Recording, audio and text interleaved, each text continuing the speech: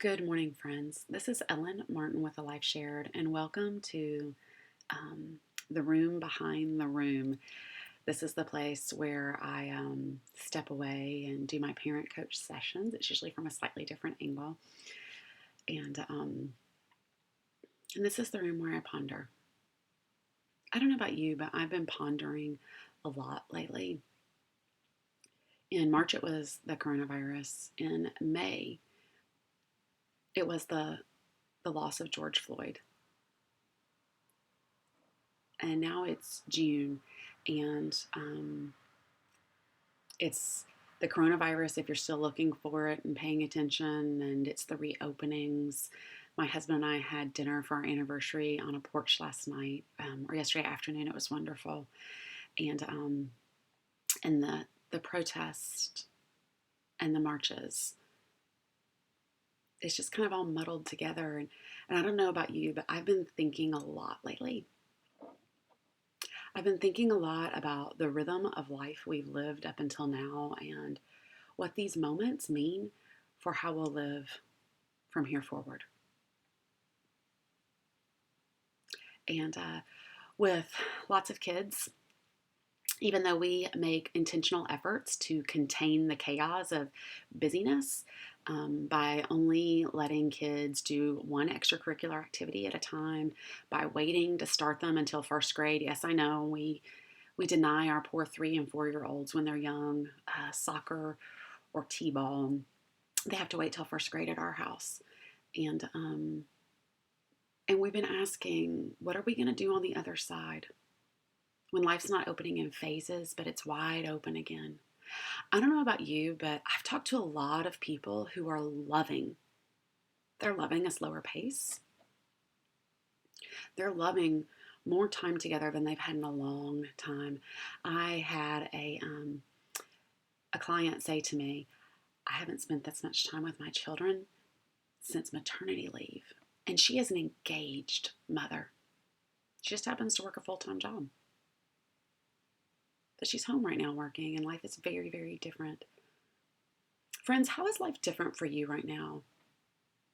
And when the doors are open wide again, what things do you want to keep and protect because you're convinced that they are bringing life to your household, to your family in a way that you couldn't have imagined? We have a child who is incredibly athletic, but he's not an athlete. Might sound confusing, but he is not competitive. When he was younger, excuse me, there's hair in my eye, he would defer taking a goal in soccer for the kid who hadn't gotten to take one yet. He's kind and he's thoughtful and he sees others, but he does not have a drive about him that athletes do. I have a kid like that. He's athletic and he's an athlete. But this one is an athletic non-athlete. And I asked him, hey, do you miss baseball this season? And he said, no, I don't miss it at all, Mom. I love being with my brothers. I love going to the creek. I like just being home. He's been happier. He's been more stable. And his quality of life has increased by what looks like missing out on something. But instead, he's discovered something else that's bringing him more life. Friends, I just encourage you, look around. What are you not doing that you would have been doing? What are you doing that you would not have been? For like him, being home more, playing with his brothers. Yes, they fight, but playing with his brothers and hanging out at the creek.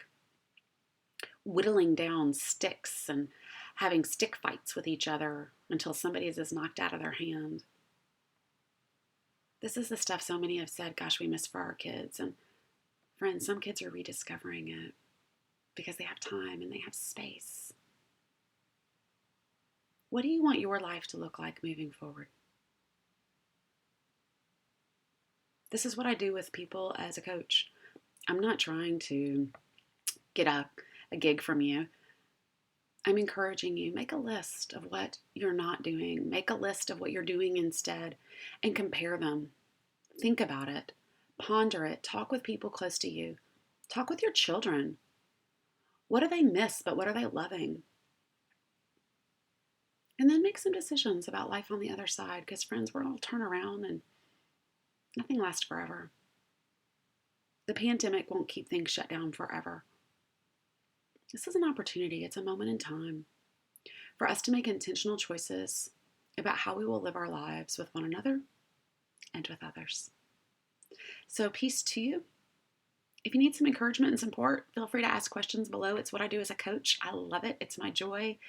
And it's not that I have all the right answers.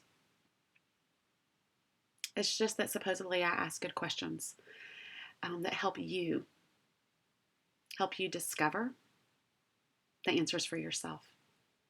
Because, friends, you've got more to give than you know to your family. So be empowered, be encouraged, do some assessing. If you need some practical tools, ask some questions. Maybe I can help you with that.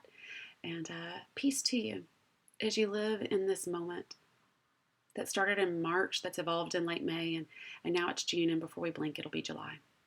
Peace.